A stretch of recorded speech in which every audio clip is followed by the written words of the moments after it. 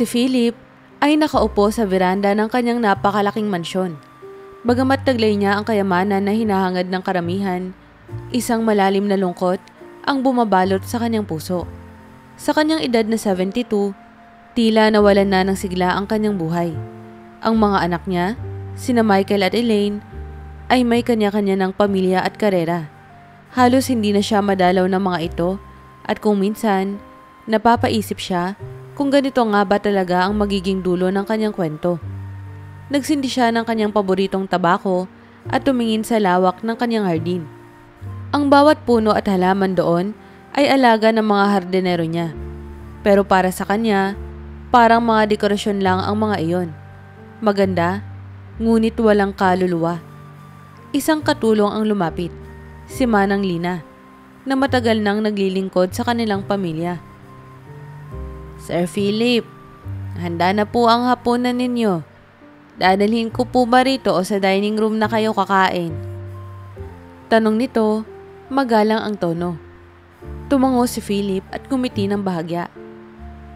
Dito na, Lina. Mas gusto ko rito sa veranda. Mas tahimik. Pero salamat. Napatigil siya sandali. Lina, hindi ka pa ba napapagod magtrabaho rito? Ilang taon ka na rin dito sa mansyon, ano? Ngumiti si Lina habang inaayos ang mesa. Sir, maglalabindalawang taon na po ako rito, pero hindi naman po ako napapagod. Kayo ang pamilya ko na, lalo na po noong nawala si Ma'am Celeste. Puno ng awa ang mga mata nito nang tumingin sa amo. Ang totoo, sir, gusto ko pong ipaalala na hindi kayo nag-iisa. Hindi nagsalita si Philip. Pero nararamdaman niya ang kirot sa dibdib. Hindi niya akalain na kahit ang isang tulad ni Lina ay nakakapansin sa kalungkutan niya. Salamat, Lina. Mahinang sagot niya. Pero iba pa rin kapag pamilya mo ang nakakasama mo, hindi ba? Matapos kumain, muling napatulala si Philip habang iniisip ang mga anak. Ang huling beses na nakasama niya ang mga ito ay halos 6 na buwan na ang nakaraan. Sa isang family dinner na sandali lang nagtagal dahil sa trabaho at mga anak din nila, tumunog ang telepono niya sa lamesa. Tumatawag si Elaine. Hello, Papa! Masayang bati nito, pero sa tono pa lang ng boses ay halatang nagmamadali. Kamusta na kayo? Ang tagal ko na pong hindi nakakatawag. Sorry, ang dami po kasing inaasikaso eh. Elaine, okay lang naman ako. Mahinang tugon ni Philip. Kamusta naman ang mga apo ko? Busy na rin sila pa. Si Sophie may recital bukas, kaya sobrang hectic ng schedule namin. Pero promise, pupuntahan ko kayo next week. Ay, teka lang pa, may tumatawag sa kabilang linya. Tatawagan ko po kayo ulit ha, wait lang po. At bago pa makasagot si Philip, narinig niya ang tunog ng pagputol sa tawag. Napabuntong hininga siya at inilapag ang telepono. Next week. Mahinang bulong niya sa sarili. Kinagabihan, habang tahimik na iniinom ang kanyang alak, pumasok muli si Lina. Sir, pasensya na po kung nahihimasok ako. Pero kanina ka pa po kayo naririnig na humihinga ng malalim. Siguro po, masarap minsan na lumabas. Maglakad-lakad o kaya ay makipag-usap sa mga tao sa labas ng mansyon. Napangiti si Philip ng mapait.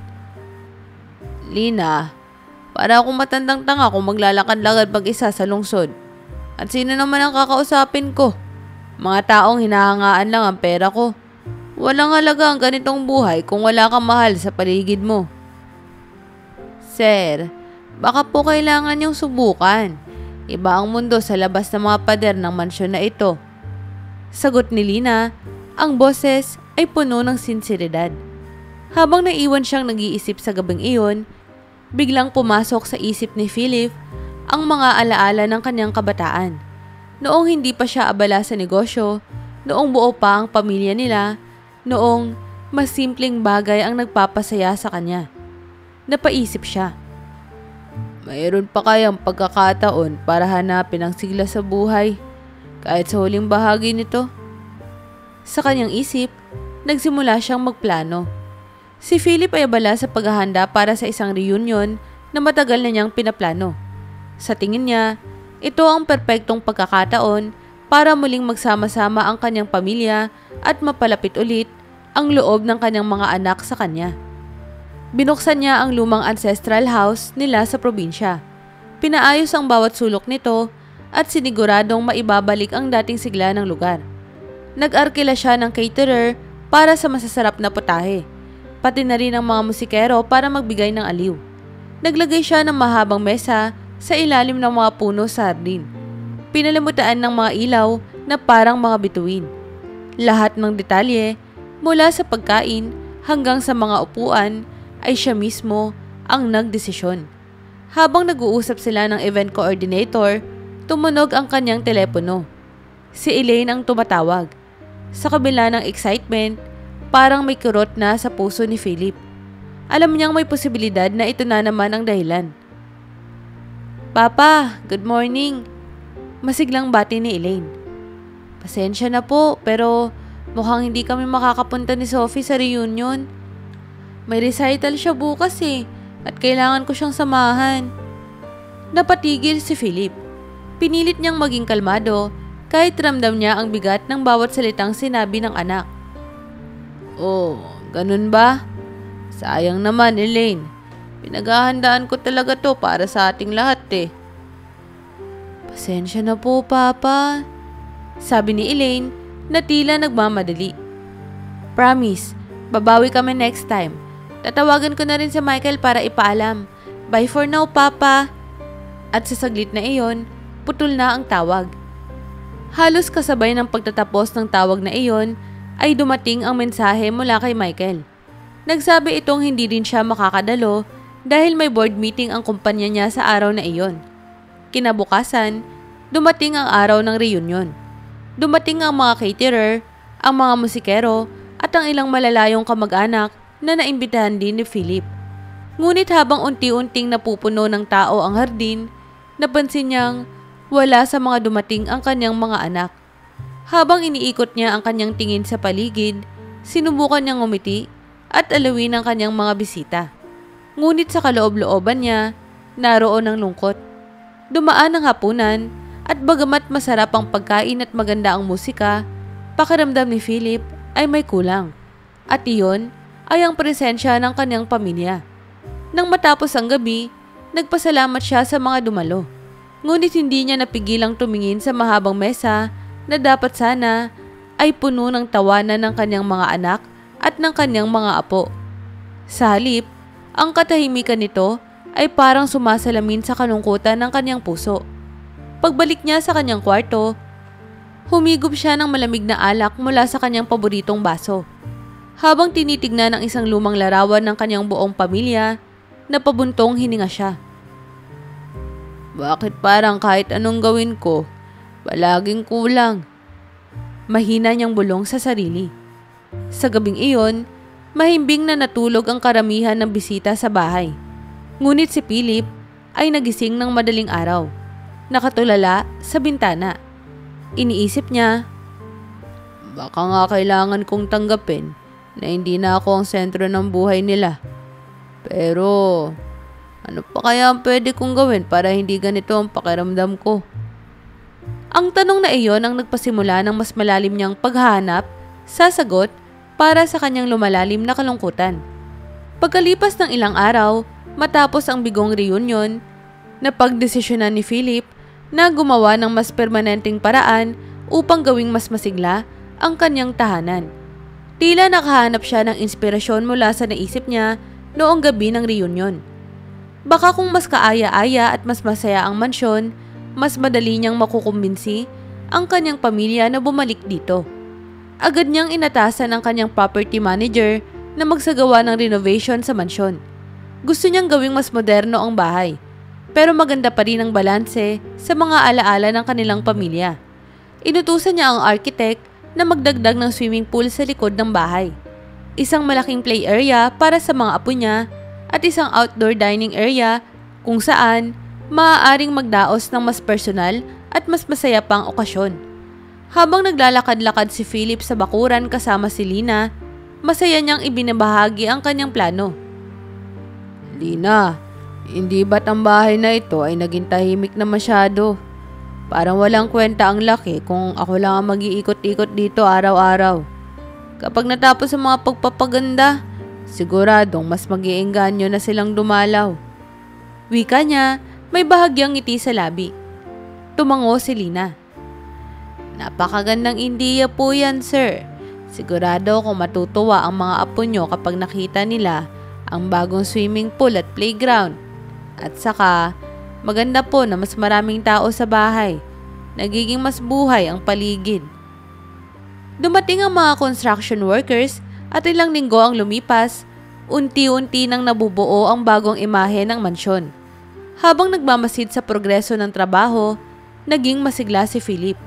Sa kanyang isipan, tila nakita na niya ang kanyang mga apo na tumatawa sa pool, ang mga anak niyang nagkukwentuhan habang nagkakape sa bagong outdoor area, at siya, nakasama nila, sa wakas ay masaya ulit.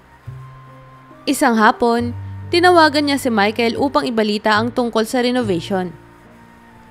Michael, anak, gusto ko lang ipaalam sa iyo na pinapagawa ko ang bahay. Magiging mas maganda to, lalo na para sa mga bata. Alam kong busy ka, pero sana makapasyal kayo kapag natapos na. Hindi na kailangang hintayin ng okasyon, kahit simpleng weekend lang. Wow pa, baka exciting yan. Sagot ni Michael, pero halatang distracted. Pero, alam mo naman ang schedule ko pa, di ba? Tingnan ko lang kung kailan pwede. Mag-update na lang po ako sa'yo, okay? Tumango si Philip, kahit alam niyang hindi siya nakikita. Oo, anak. Update mo lang ako. Gusto ko lang naman kayo makita ulit. Ngunit matapos ang tawag, naramdaman niyang hindi sapat ang sagot ni Michael upang mapawi ang kanyang pangungulila. Natapos ang renovation ilang buwan pagkatapos. Tumayo si Philip sa harap ng swimming pool, pinagmamasdan ang malinaw na tubig na sumasalamin sa liwanag ng araw. Sa paligid, naroon ang mga bagong tanim na bulaklak sa garden. At sa gilid ay ang malawak na play area na puno ng kulay. Pero kahit gaano kaganda ang lahat, tila nananatili ang lungkot sa kanyang mga mata. Nagsimula siyang magpadala ng mga larawan ng bahay sa kanyang mga anak. Umaasa na mabubuhay ang kanilang interes. Ang ganda ng ginawa mo pa, sagot ni Elaine sa text. Promise, dadalawin namin yan soon. Ngunit lumipas ang mga linggo at wala pa ring dumating. Ang mga pool party na inasahan niyang mangyayari ay nanatiling imahinasyon lamang. Ang mga tunog ng tawanan na inaasahan niya sa paligid ay nanatiling katahimikan.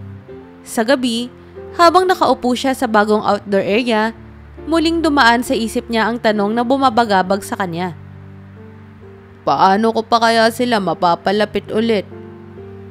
Bagamat mas maganda na ang mansyon, mas naramdaman ni Philip na hindi kayamanan o ganda ng paligid ang tunay na sagot sa kanyang kalungkutan. Ngunit hindi pa rin siya sumusuko. Sa kabila ng pagkabigo, nanatili sa kanya ang pag-asa na balang araw, maririnig niya ulit ang mga tinig ng kanyang pamilya na pumupuno sa tahanan. Pagkalipas ng ilang linggo, mula nang maiparenovate ni Philip ang kanyang mansyon, naisipan niyang bisitahin ang bahay ni Elaine upang sorpresahin ang kanyang mga apo. Sa kabila ng mga nabigong plano sa nakaraan, umaasa pa rin siyang makakahanap ng oras ang kanyang pamilya para sa kanya. Kahit saglit lang. Nagpalista siya sa driver at personal na bumili ng mga regalo para sa kanyang mga apo. Mga laruan, libro, at kahit ilang gadgets na alam niyang magugustuhan ng mga bata. Pagdating niya sa bahay ni Elaine na malapit sa lungsod, agad siyang sinalubong ng kasambahay ng pamilya nito. Good morning, Sir Philip. Bati ng kasambahay. Pasensya na po pero wala po si na Ma'am Elaine sa bahay ngayon eh. Natigilan si Philip. Wala? Nasaan sila? Tanong niya, pilit na itinago ang lungkot sa kanyang boses. Nasa eskwela po yung mga bata, may recital si Sophie, at si Ma'am Elaine po ay nasa opisina. Hindi po siguro sila nakakapagpaalam sa inyo. Paliwanag ng kasambahay. Huminga ng malalim si Philip. Ganun ba? Sige, hintayin ko na lang sila. Maghihintay ako hanggang makauwi sila. Pumasok si Philip sa sala at naupo sa sofa habang hawak ang mga regalo. Lumipas ang mga oras, ngunit tila hindi nauubos ang kanyang paghihintay. Bandang hapon, dumating ang bunsong apo ni Philip, si Theo, na galing sa kindergarten. Agad siyang tumakbo papunta sa lolo niya. Lolo Philip, anong ginagawa mo dito? Masayang tanong ng bata habang yumakap sa kanya. Napangiti si Philip at saglit na nawala ang lungkot sa kanyang mukha. Surprise, apo! Dinalhan kita ng mga regalo. Gusto mo bang buksan? Tumungo si Theo ng masigla at magkasama nilang binuksan ang isang kahon ng laruan. Naging masaya ang mga sandali habang si Philip at Theo ay naglalaro ng tren at nagbasa ng isang interactive na libro. Ngunit sa kabila ng saya, naramdaman ni Philip ang isang panandalian lamang na koneksyon. Sa kanyang isip, ito ba ang lahat ng oras na maaaring ibigay ng kanyang pamilya para sa kanya? Habang naglalaro sila, dumating ang yaya ni Theo.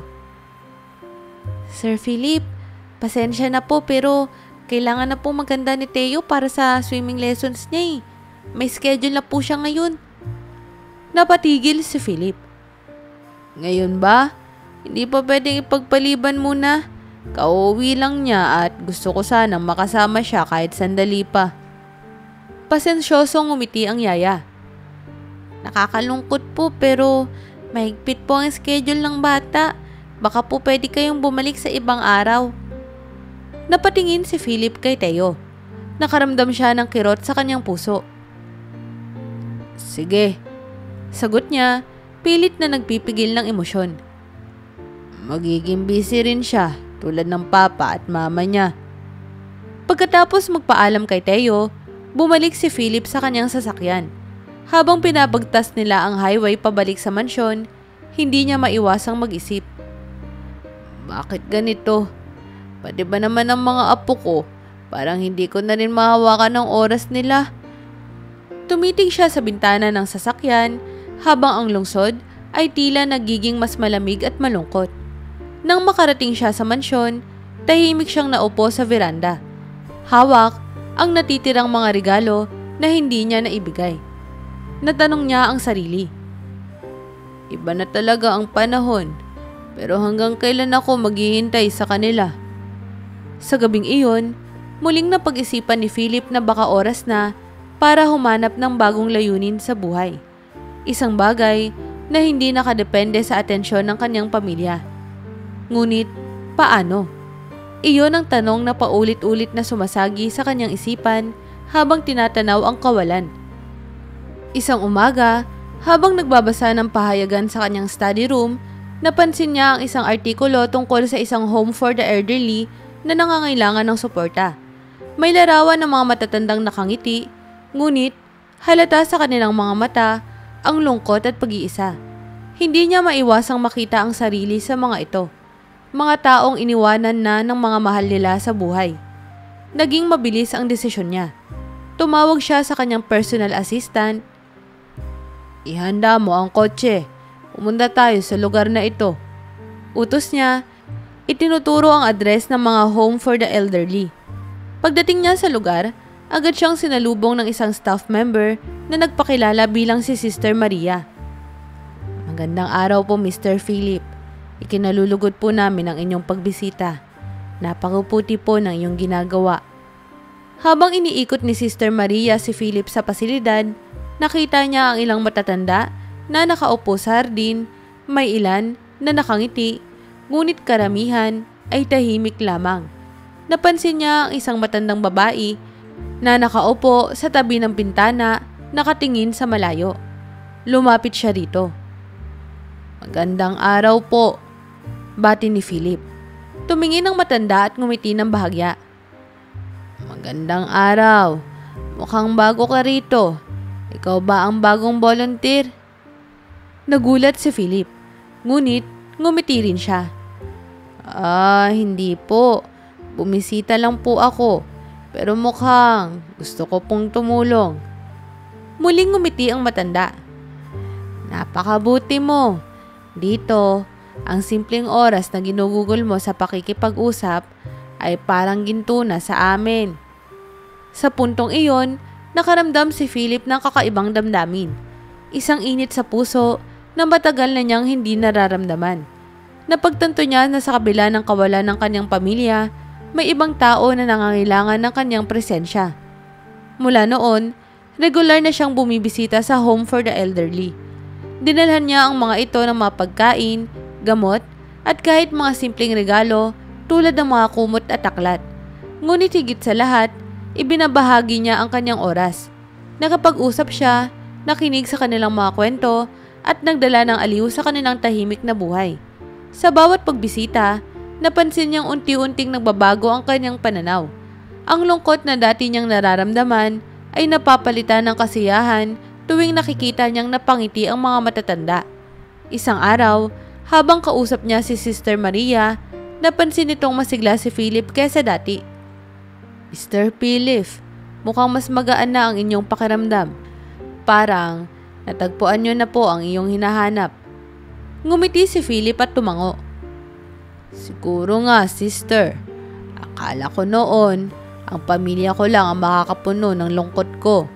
Pero dito, natutunan kong hindi lang ang sarili mong dugo ang tinuturing mong pamilya. Ang pagmamalasakit mo sa iba, kahit hindi mo sila kaano-ano, ay sapat na para punan ang puso mo.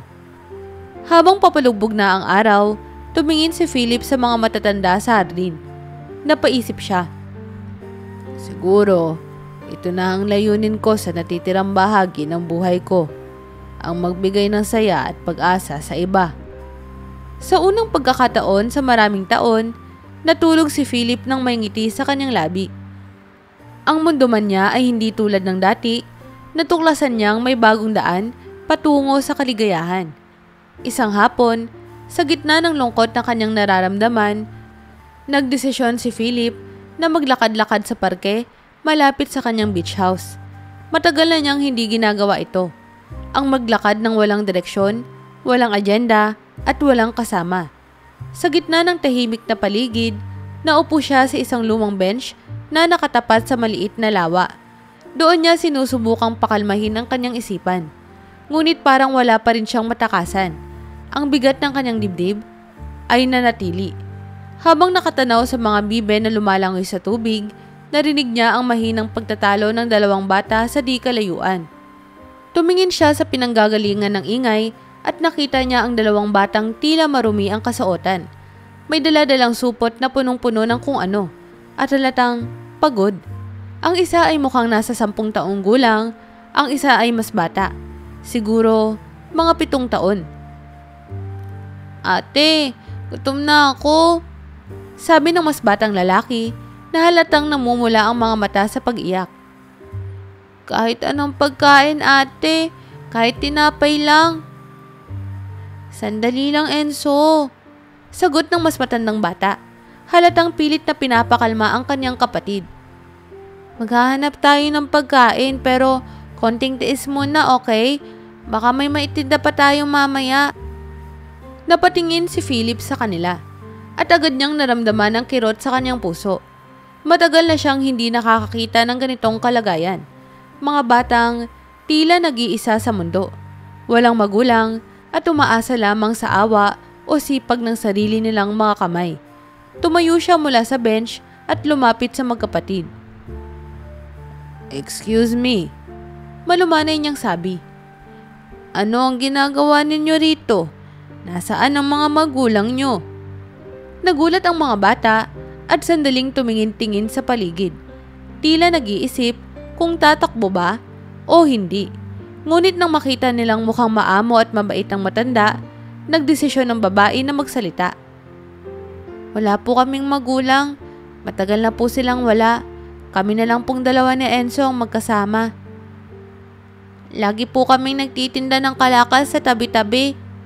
Dagdag ni Enzo, hawak-hawak ang isang supot na puno ng mga basyo ng bote.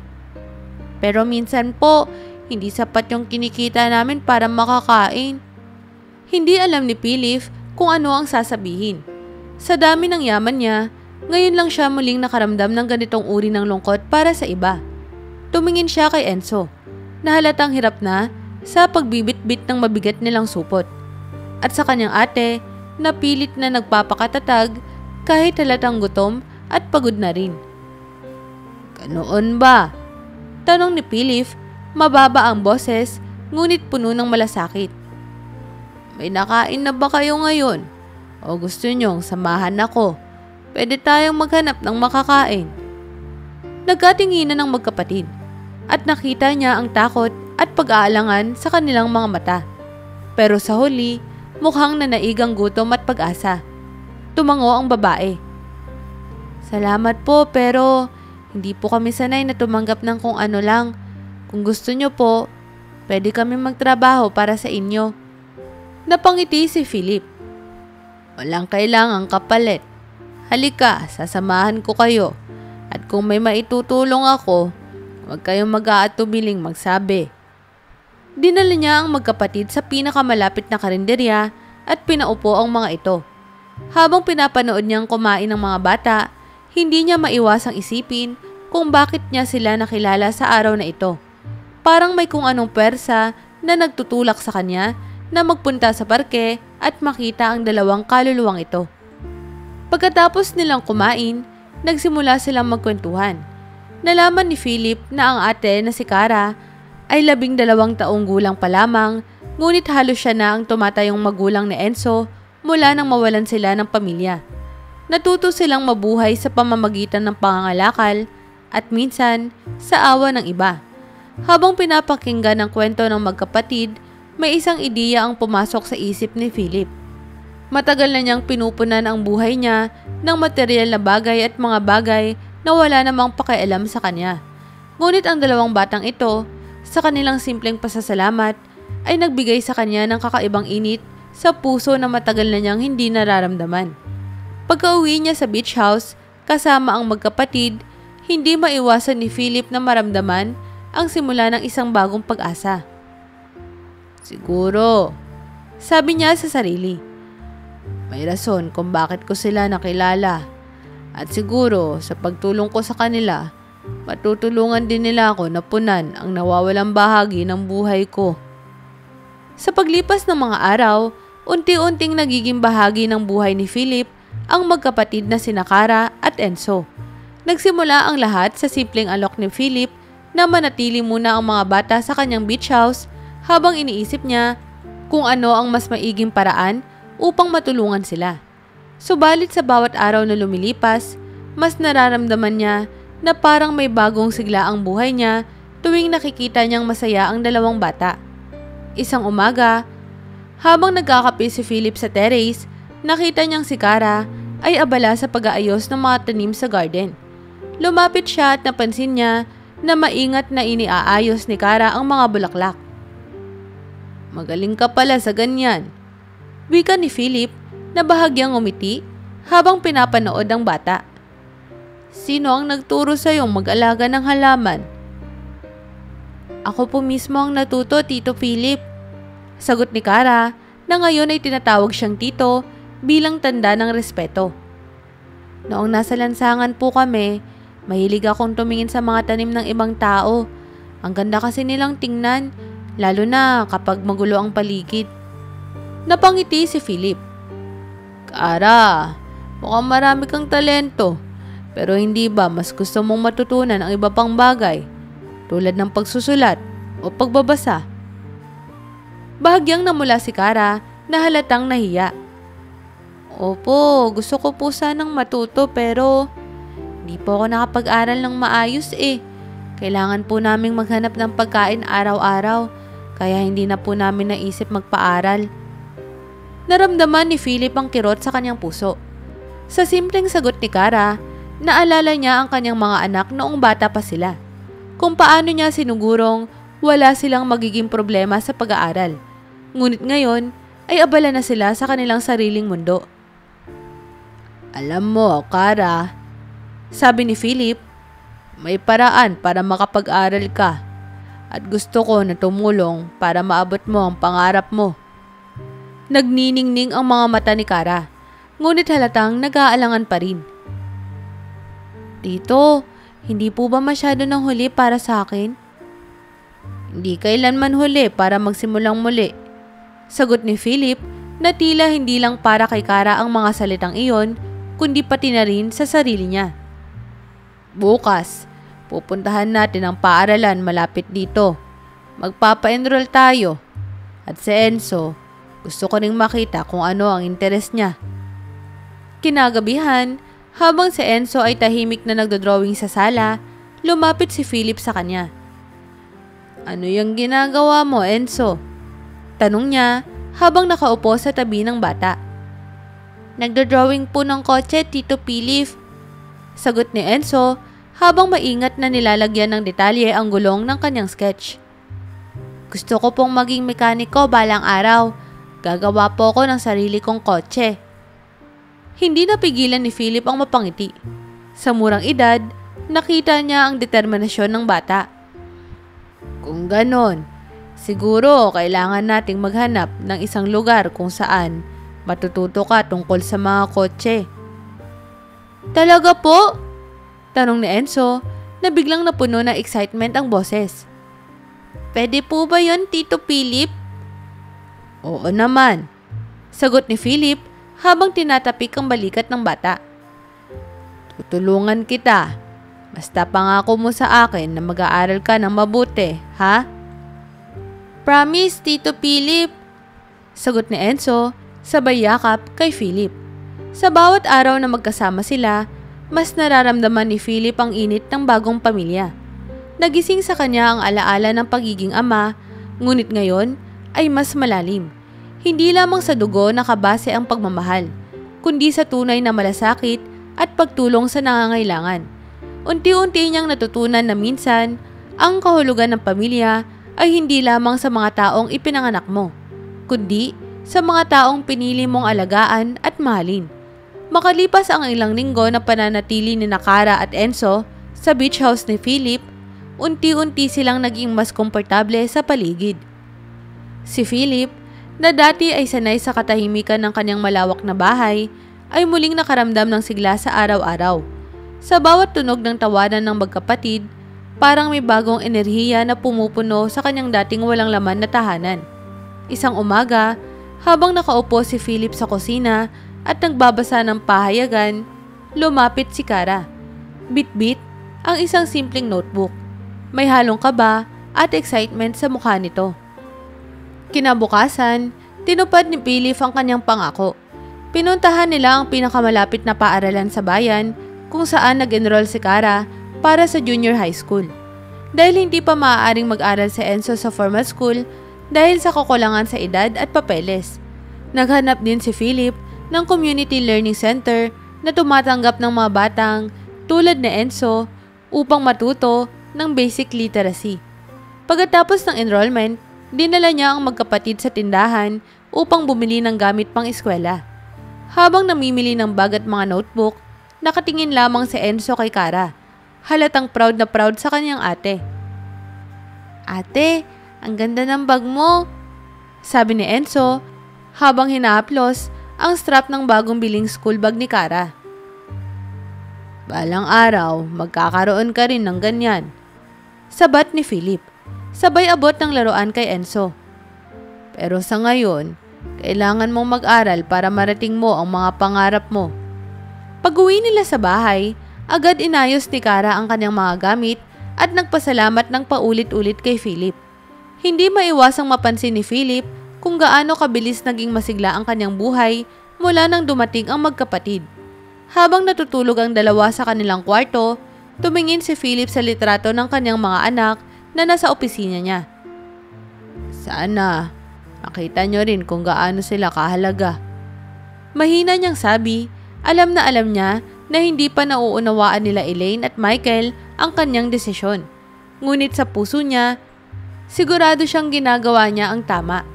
Sa gabing iyon, natulog si Philip na may kakaibang pakiramdam.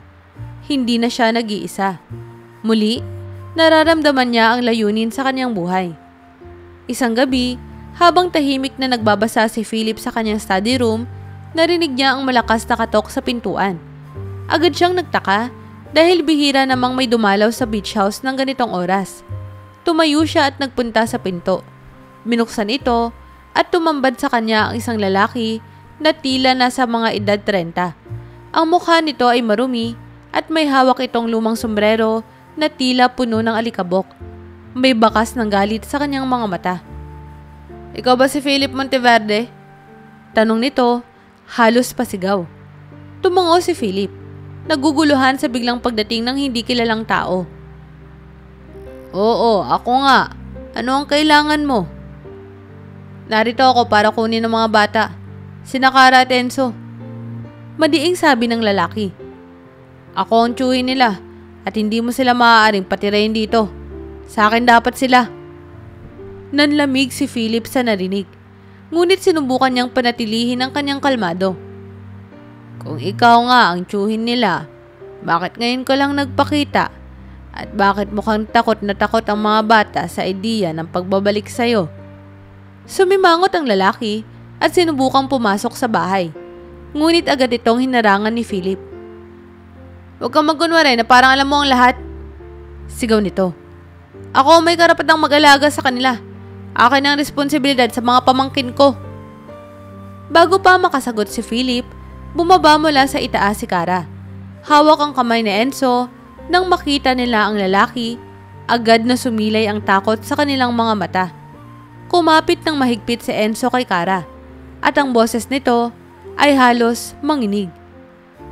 "Ate, si Tio Ruben."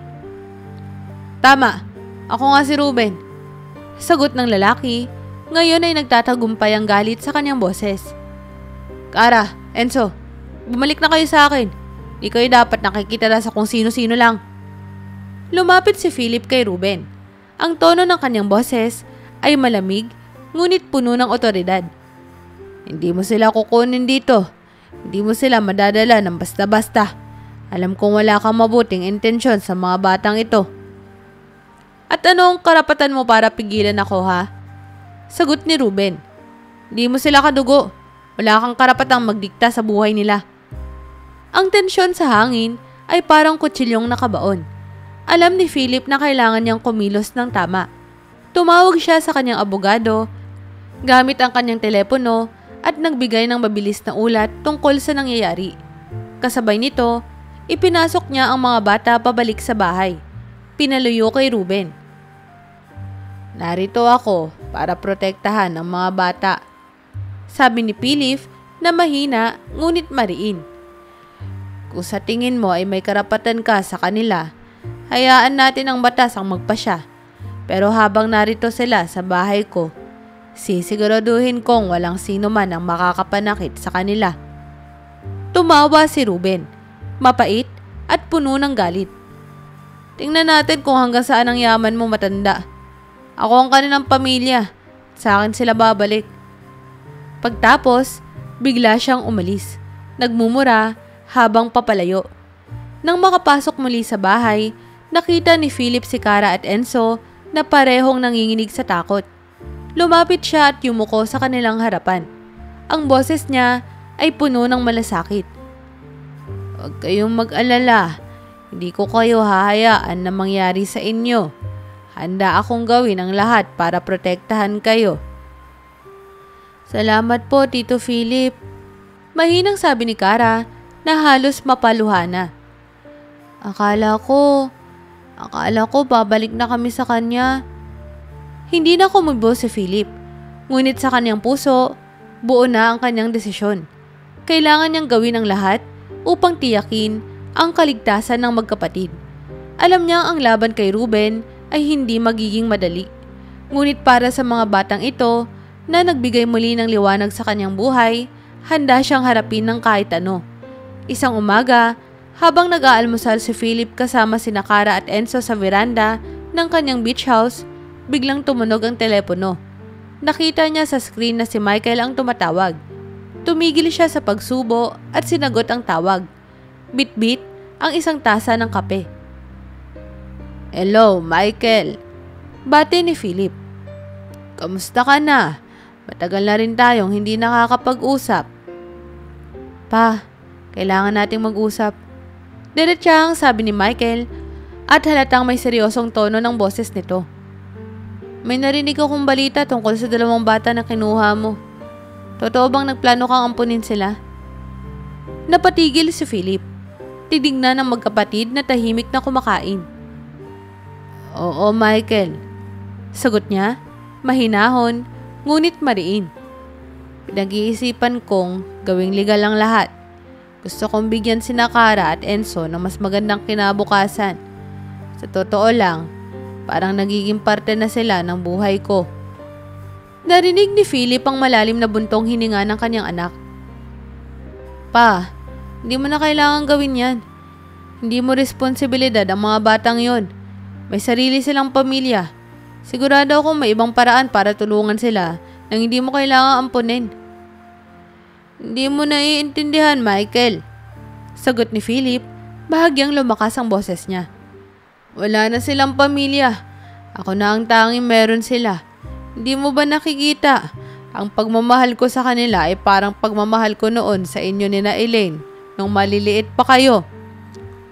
Paano naman kami nila Elaine pa? Tanong ni Michael, may halong galit at pagkadismaya. Bakit mo inuuna ang mga batang yan kaysa sa amin? Hindi mo ba naiisip na nakakahiya rin sa pamilya natin kung malaman ng ibang tao na inampun mo lang kung sino-sino? Naramdaman ni Philip ang bigat ng sinabi ni Michael. Ngunit hindi niya hinayaang panghinaan siya ng loob. Michael, hindi ko kayo inuna o kinakalimutan. Pero kailan ba ako huling naging mahalaga sa inyo? Kailan ba tayo huling nagsama-sama? Para sa akin, ang pagiging magulang ay hindi natatapos dahil lang sa lumaki na ang mga anak mo. At kung may pagkakataon akong magbigay ng pagmamahal sa iba, bakit hindi? Pa, hindi to tama. Mariing sagot ni Michael. At alam kong hindi rin papayag si Elaine.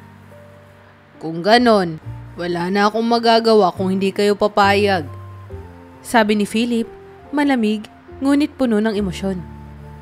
Pero hindi ko hayaang mawala ng pagkakataon ang 2 batang ito dahil lang sa takot ninyong masira ang imahe ng ating pamilya. Ilang araw ang lumipas, muling tumawag si Elaine. Sa pagkakataong ito, mas direkta ang pag-uusap nila ni Philip. Papa, bakit mo ginagawa to? Hindi mo naman kailangan ampunin sila para matulungan sila. Pwede mong suportahan sila nang hindi mo ginagawang komplikado ang lahat. Sabi ni Elaine, halatang napipigilan ng galit, ngunit dama ang pagkakabahala. Elaine, simpleng bagay lang ito para sa akin. Sagot ni Philip. Ito ang tama. Hindi ko na kayang baliwalain ang kalagayan nila. At kung iniisip mong magiging pabigat sila sa akin, mali ka. Mas naging masaya ako mula noong dumating sila sa buhay ko. Isang bagay na matagal nang nawala sa akin. Papa, hindi ba sapat na kami ni Michael ang pamilya mo? Tanong ni Elaine, may bahid ng lungkot sa boses nito. Napailing si Philip, bagamat nasa telepono sila. Elaine, hindi ko sinasabi na hindi kayo sapat. Pero hindi ba kayo nagtataka? Kayo ang pamilya ko pero bakit parang mas madalas kong nararamdaman ang pagmamahal mula sa 2 batang ito kaysa sa inyo? Ang mahalaga sa akin ngayon ay gawin ng tama para sa kanila at para rin sa akin. Sa huling bahagi ng araw na iyon, nakaupo si Philip sa sala habang naglalaro sina Kara at Enzo sa labas. Malayo ang tingin, iniisip ang naging usapan nila ng kanyang mga anak. Hindi niya alam kung kailan magkakaroon ng tiyak na pagbabago sa relasyon nila. Pero alam niya ang isa. Handa siyang ipaglaban ang 2 bata. Habang iniisip niya ang kanyang susunod na hakbang, pumasok si Kara sa loob. Dala ang isang basong tubig. Tito Philip, okay lang po ba kayo? Tanong ng bata, halatang nag-aalala. Ngumiti si Philip. Tinanggap ang baso at iniabot ang kamay upang haplusin ang ulo ng bata. Oo, Kara. Okay lang ako. At mas magiging okay kapag masigurado ko na ligtas at masaya kayo. Hindi na kailangan ng maraming salita. Sa sandaling iyon, naintindihan ni Philip na ang desisyon niyang ampunin ng magkapatid ay hindi lamang para sa kanila, kundi para rin sa kanya. Isang paraan upang muling maramdaman ang pagiging buhay.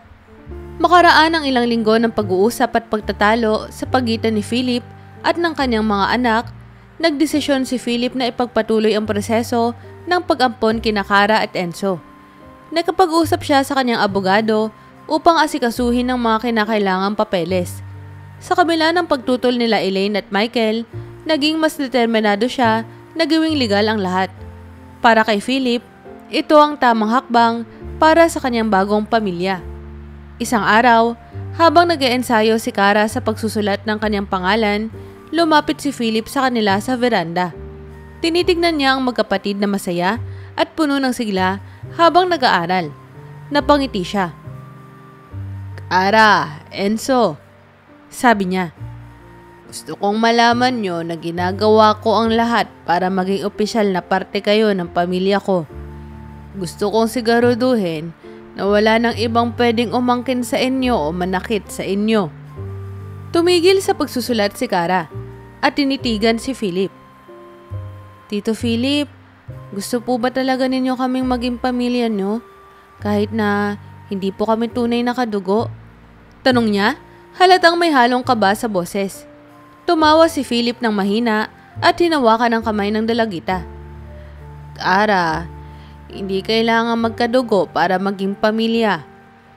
Ang mahalaga ay ang pagmamahal at mahal ko kayo ni Enzo.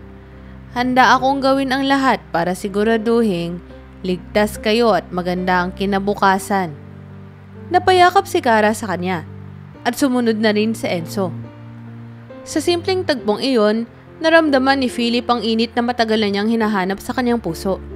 Pagkalipas ng ilang linggo, dumating ang araw ng court hearing para sa pag-aampon. Suot ang kanyang pinakamahusay na suit, dinala ni Philip sina Kara at Enzo sa korte.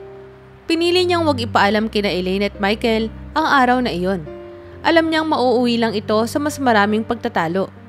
Sa courtroom, binigkas ni Philip ang kanyang panata bilang magiging legal na magulang ng dalawang bata. Ipinahayag niya ang kanyang pagmamahal at dedikasyon sa kanila, na tila wala ng ibang tao sa silid maliban sa kanilang tatlo. "Ang dalawang batang ito ang nagbigay ng bagong dahilan para ako ay mabuhay," sabi ni Philip sa korte. Ang boses niya ay puno ng emosyon. "Nais kong maibigay sa kanila ang pagmamahal na nararapat sa kanila. Isang bagay na hindi nila naranasan noon." Matapos ang maikling deliberasyon, gumiti ang judge at inihayag ang kanyang desisyon. "Congratulations, Mr. Philip Tan. Mula sa araw na ito, legal na kayong magulang ni Kara at Enzo." Napaiyak si Kara at niyakap si Philip ng mahigpit. "Salamat po, Tito Philip. Papa." Sabi niya, ang unang beses na tinawag siyang Papa, si Enzo, bagamat hindi sanay sa ganoong emosyon, ay napahawak din sa kamay ni Philip at bumulong. "Papa, salamat po ah." Pag-uwi nila sa beach house, naghanda si Philip ng isang maliit na salo-salo kasama ang ilang staff at mga kaibigan mula sa bayan. Ang araw na iyon ay puno ng tawa at saya. Isang bagay na bihira niyang maramdaman sa mga nakaraang taon. Sa gitna ng kasiyahan, nakatanggap siya ng isang tawag mula kay Elaine. "Papa, nalaman ko na ang tungkol sa court hearing. Talaga bang wala kang balak sabihan kami?" Tanong ni Elaine, halatang may halong hinanakit. "Elaine," sagot ni Philip, "alam ko ang nararamdaman mo. Pero ito ang desisyon kong gawin, ang tama para sa dalawang batang ito. Hindi ko kayo binaliwala, pero kailangan kong unahin ang nararapat." "Siguro, kailangan ko pang tanggapin to," sagot ni Elaine matapos ang maikling katahimikan. "Pero sana alam mo pa rin ang pamilya mo kami, Papa." "Tandaan mo, Elaine," sagot ni Philip, "hindi kailanman mababawasan ang pagmamahal ko sa inyo. Pero mahal ko rin sila Kara at Enzo. Sana, maintindihan mo yon." Mula sa araw na iyon, unti-unting nabuo ang bagong pamilya ni Philip. Hindi man naging madali ang relasyon niya sa kanyang mga anak, nagbigay si Kara at Enzo ng bagong pag-asa at dahilan upang mabuhay si Philip. Sa bawat araw na kasama niya ang dalawang bata, napagtanto niya na minsan, hindi kailangan perpekto ang pamilya. Kailangan lang punuin ito ng pagmamahal at malasakit. Isang gabi, habang tahimik na nagbabasa si Philip sa kanyang study room, narinig niya ang mahinang bulungan mula sa kusina. Sa una, ay hindi niya ito pinansin. Iniisip na baka nag-uusap lang ang mga staff ng bahay o naglalaro sina Kara at Enzo. Ngunit habang tumatagal, tila may kakaibang tono sa usapan. Parang seryoso at mabigat. Tumayo siya mula sa kanyang upuan at tahimik na lumapit sa pinto. Bahagyang sumilip sa pasilyo upang makita kung sino ang nag-uusap. Mula sa kanto, nakita niya sina Kara at Enzo. Magkaharap ang dalawa habang nakaupo sa isang maliit na bangko. Si Kara ang mas malakas magsalita, pero hindi niya maulinagan ng buo ang mga salita nito. Kailangan nating maghanda, Enzo. Hindi pwedeng malaman ni Papa ang tungkol dito. Mahinang sabi ni Kara. Halatang nag-aalala, ngunit determinado. Bakit naman? Tanong ni Enzo, medyo nag-aalinlangan. Hindi ba't mabait siya sa atin? Baka maintindihan niya. Hindi na narinig ni Philip ang sagot ni Kara, pero sapat na ang narinig niya upang mag-isip. Ano itong tila itinatago ng magkapatid sa kanya? Ano ang bagay na hindi nila gustong malaman niya? Tumayo siya sa likod ng pinto. Iniisip kung dapat ba siyang pumasok at tanungin sila tungkol sa kanilang pinag-uusapan. Ngunit sa huli, nagdesisyon siya na wag na lang makialam. Siguro mga bata lang to. Nagpaplano ng kung anong kalokohan na normal sa edad nila. Naisip niya habang bumalik sa kanyang upuan. Hindi niya gustong maging sobrang mapanghinala. Lalo na at ilang buwan pa lamang mula nang maging formal na bahagi ng pamilya niya ang magkapatid. Naniniwala siya na mabubuti ang puso ni Kara at Enzo at hindi niya gustong isipin na may mali o masama silang ginagawa. Ngunit kahit pinilit niyang wag isipin, hindi mawala sa kanyang isipan ang nakita at narinig. Ano nga kaya ang tinatago nila sa akin? Tanong niya sa sarili habang nakatingin sa kanyang libro na hindi niya mabasa ng maayos dahil sa gumugulong isipan niya.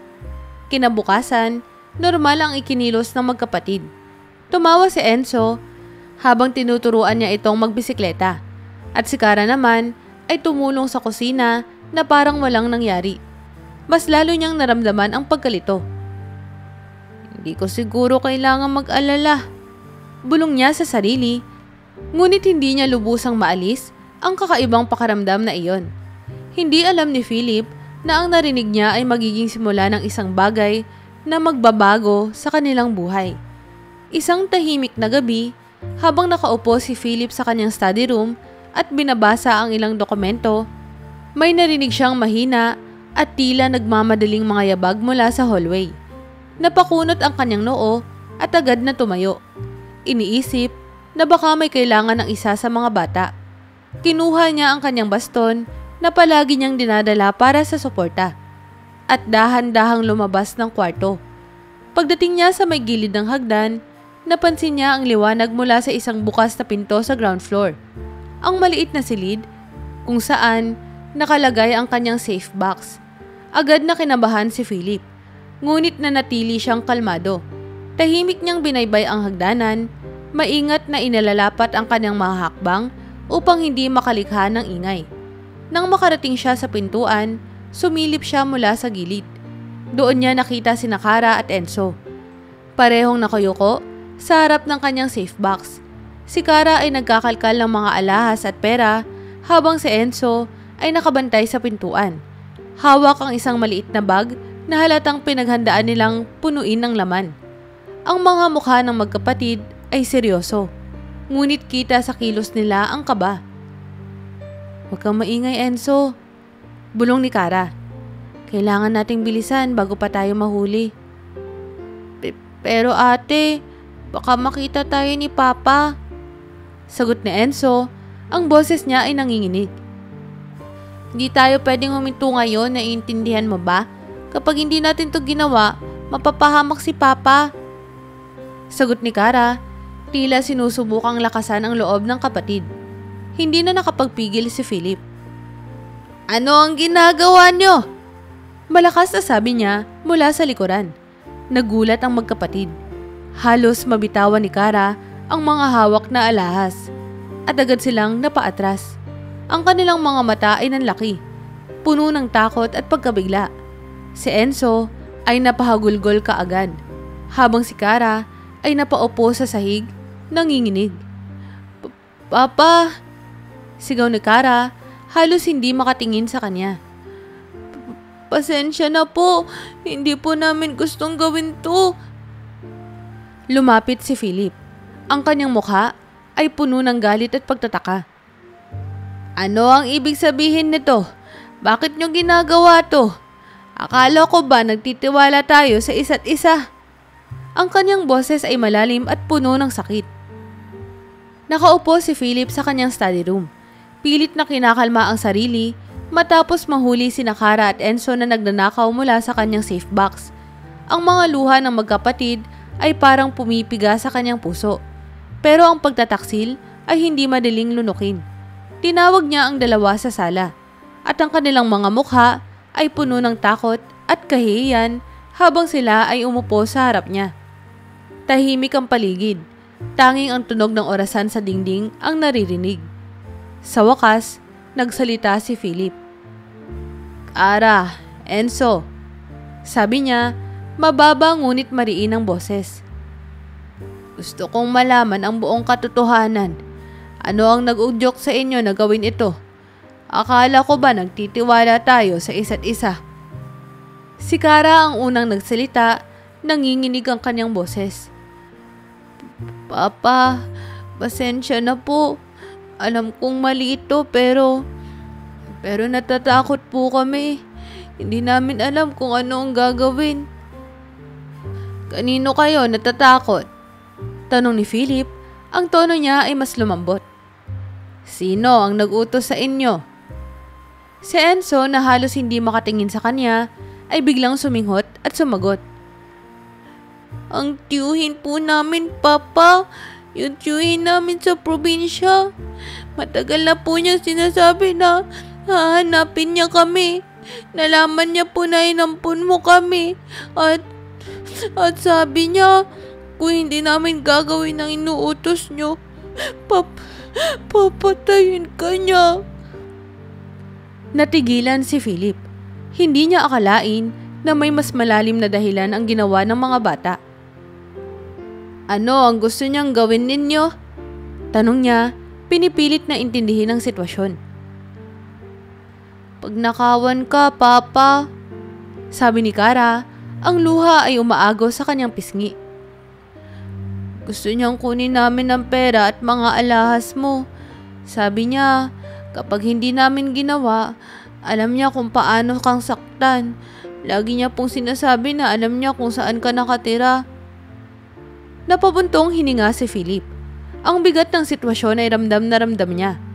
Tumayo siya mula sa kanyang upuan at tumingin sa bintana. Iniisip kung paano niya haharapin ang problema. Ngunit sa kabila ng kanyang nararamdaman, hindi niya magawang magalit ng lubusan sa mga bata. Takot ang nagtulak sa kanila.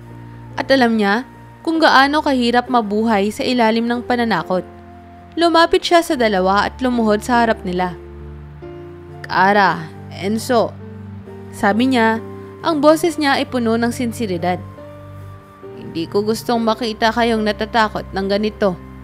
Walang sino man ang may karapatang manakot sa inyo o sa akin. Simula ngayon, ako na ang bahala. Huwag kayong mag-alala. Hindi ko kayo hahayaan na saktan niya tayo.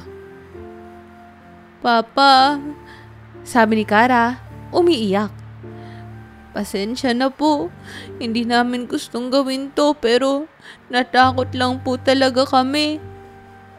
Ipinapangako ko na hindi ko kayo pababayaan. Sagot ni Philip. Pero kailangan kong malaman ang lahat. May ibang bagay pa ba kayong itinatago? Nagsimula nang magsalaysay ang magkapatid ng mga detalye. Inamin nila na matagal nang tinatakot sila ng kanilang tiyuhin mula pa noong nawala ang kanilang mga magulang. Lagi nitong sinasabing may karapatan siya sa kanila dahil siya ang pamilya nila. Nang mabalitaan ng tiyuhin ang tungkol sa ampon, sinimulan nitong magpadala ng mga mensahe at banta, gamit ang takot para kontrolin sila. Habang pinakikinggan ni Philip ang lahat, mas lalong tumibay ang kanyang desisyon. Hindi na ito dapat magpatuloy. Tumayo siya at tumawag sa kanyang abogado. Sinimulan na ang proseso upang maprotektahan hindi lamang ang kanyang ari-arian, kundi lalo na ang kanyang pamilya. Tumawag din siya sa mga pulis upang magbigay ng paunang ulat tungkol sa banta. Sa gabing iyon, niyakap niya ang magkapatid bago sila matulog. Hindi ko kayo huhusgahan dahil sa nagawa nyo, sabi niya. Ang mahalaga, kasama ko kayo at hindi na kayo kailangang matakot pa. Makakahanap tayo ng paraan upang matuldukan ang pananakot ng tiyuhin nyo. Wala nang sasaktan sa atin. Habang papunta siya sa kanyang kwarto, ramdam ni Philip ang bigat ng responsibilidad na nasa kanyang balikat. Ngunit sa kabila nito, naroon din ang determinasyon. Hindi niya hahayaan na ang kasamaan ay manalo. Sa isipan niya, naisip niyang magsisimula ang laban para sa hustisya sa susunod na araw. Kinabukasan, kinuha ni Philip ang tulong ng kanyang abogado, si Attorney Javier, isang matagal na niyang kaibigan. Ipinaliwanag niya ang sitwasyon at ang banta mula kay Ramil. Kailangan kong protektahan ang mga batang ito, sabi ni Philip. Pero gusto ko ring siguraduhin na hindi na siya makakapanakit pa ng iba. Unang hakbang, sabi ni Javier. Alamin natin kung saan nakatira si Ramil. Kung may record siya ng anumang kriminal na aktibidad, mas madali nating magagawa ang hakbang para arestuhin siya. Ginamit ni Javier ang kanyang koneksyon sa lokal na pulisya upang simulan ang investigasyon. Natuklasan nila na si Ramil ay may mahabang record ng kriminalidad, extortion, pananakot at pagnanakaw. Isa rin itong kilalang lasenggo at sugarol na madalas makita sa mga sugalan sa karatig bayan. Hindi nagtagal, natukoy nila ang lugar kung saan ito nananatili. Habang inaayos ni Javier ang legal na proseso, bumalik si Philip sa beach house upang tiyakin na ligtas si Kara at Enzo. Sinumulan niyang dagdagan ng seguridad ng bahay at naglagay ng mga CCTV camera sa paligid. Pinutol din niya ang lahat ng posibleng komunikasyon ng magkapatid kay Ramil. Kinabukasan, kinausap ni Philip si Kara at Enzo. Naupo sila sa veranda habang tahimik na tumatakbo ang malamig na hangin mula sa dagat. Kara, Enzo, panimula ni Philip. Alam kong natatakot pa rin kayo dahil sa tiyuhin nyo. Pero kailangan natin siyang harapin para tuluyan tayong maging ligtas. Hihingi ako ng tulong sa inyo, pero hindi ko kayo ilalagay sa kapahamakan. Nagkatinginan ng magkapatid. Halatang nag-aalangan. Si Kara ang unang nagsalita. Papa, paano kung masaktan kayo? Ayaw po namin na mapahamak kayo dahil sa amin. Hinawakan ni Philip ang kanilang mga kamay at ngumiti. Huwag kayong mag-alala. Hindi ko kayo hahayaan na may masamang mangyari sa inyo. Ang mahalaga ay tapusin natin ito para wala nang manggugulantang sa atin. Dumating ang gabi ng operasyon. Nagdesisyon sila na magkukunwaring dadalhin ni Kara at Enzo ang konting halaga ng pera sa isang lugar na malapit sa bayan. Ayon sa tagubilin ng tiyuhin, sa tulong ng mga pulis, nagtago si Philip kasama ang mga opisyal sa paligid. Ang bawat kilos ng magkapatid ay maingat na minomonitor. Dumating si Ramil alias Ruben, ang tiyuhin, malaki ang pangangatawan nito at ang boses ay mabagsik habang kinausap ang magkapatid. Siguraduhin niyang dinala niyo lahat sabi niya. Kung hindi, huwag kayong umasa na buhay pa ang matandaan niyong amo. Hindi na naghintay pa ang mga pulis. Sa isang mabilis na kilos, dumating ang mga opisyal at pinalibutan si Ruben. Tigil mo na yan! Sigaw ng isa sa mga pulis. Nagulat si Ruben at sinubukang tumakas. Ngunit agad siyang nahuli ng mga alagad ng batas. Habang isinasakay si Ruben sa patrol car, lumapit si Philip sa kanya.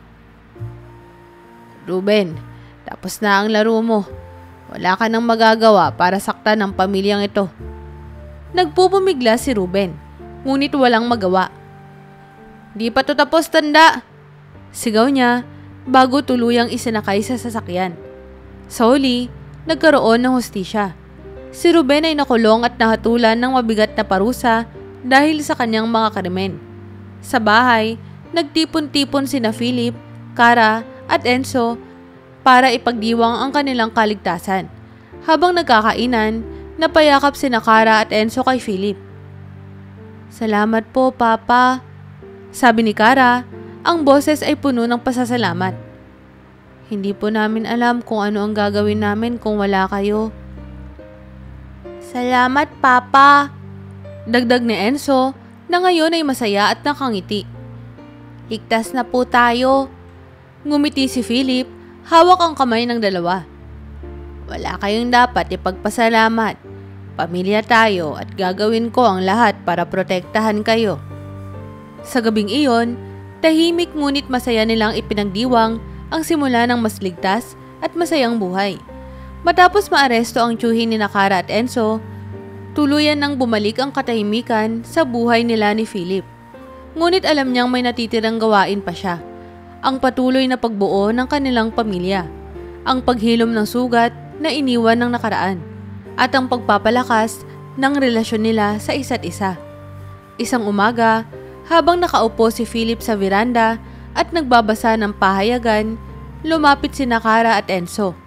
Kita sa kanilang mukha ang kaba, ngunit halata ring puno ng sinseridad ang kanilang intensyon. Si Kara ang unang nagsalita. Papa, sabi niya, halatang iniipon ang lakas ng loob. Gusto po naming humingi ng tawad sa lahat ng nangyari, sa ginawa namin, sa pagnanakaw, sa hindi po pagsabi agad ng totoo. Alam po naming mali lahat yun. Tumango si Enzo, nakahawak sa kamay ng ate niya. Ayaw po talaga namin gawin yun, Papa.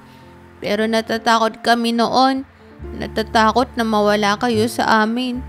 Hindi po namin alam kung paano babawiin ang nagawa namin. Tinignan sila ni Philip, puno ng pagmamahal sa kanyang mga mata. Hinawakan niya ang kanilang mga kamay. Walang kailangan bawiin, mga anak. Ang mahalaga ay sinabi ninyo ang totoo. At ang mas mahalaga, ligtas na tayo ngayon. Hindi ko kailanman ginustong makita kayong natatakot o nagigipit. Ang gusto ko lang ay makita kayong masaya at ligtas, tulad ngayon.